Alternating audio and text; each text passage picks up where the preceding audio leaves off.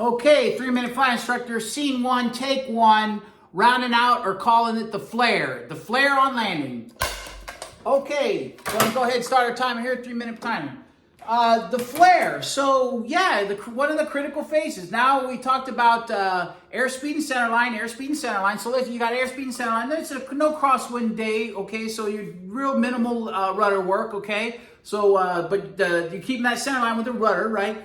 And so as you're now about 20 feet or so above, think of an A-frame ladder. If you're like really up below an A-frame ladder, that's kind of high. You're going to transition from your aim point that you had established there, past the threshold marking and all, nice aim points. Most likely what's going to happen, your aim point, you're going to have it, but you're going to float past it. And that's carrying a little extra energy as the energy manager. If you got a long runway and that kind of stuff, you know what? I'll never fault somebody for carrying a little extra energy, but not too much, right? Because the whole idea is, what's the best landing? It's a full stall, right? Full stall, because now you've converted your flying aircraft. You've made it full stall, so now it can't be a flying aircraft. Now it's a wheeled aircraft, and that's a landing. That's what you want to do. You want to transition your craft through energy management from a flying vehicle to a wheeled vehicle.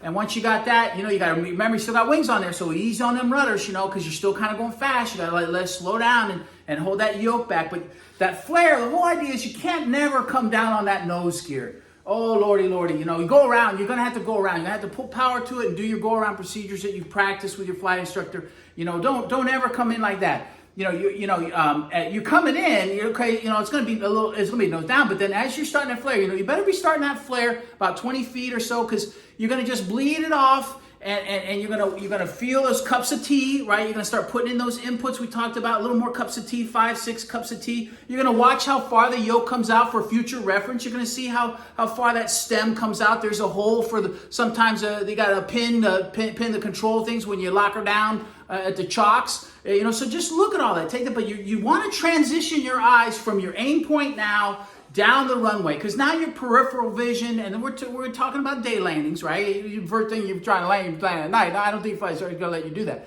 So transition your view from there down the runway, and it will come in. You will see how high you are. You'll be able to visualize and see that sink rate, a nice sweet sink rate, and then just settle it on the mains. And don't get excited. You're going to get excited because now you landed it, man. You landed. You had a nice pitch high out there. That stall warning's going off because you stalled at 6 inches above the runway. That's a beautiful landing, baby. Beautiful landing. That way you got the minimal energy transitioning from flight to a wheeled vehicle, and you can do it. Look down the runway, get your aim point. Most likely you're going to float, but then transition your view to the big picture, holding that pressure, and always keep your hand on throttle. Okay, out of time, 3-minute flight instructor.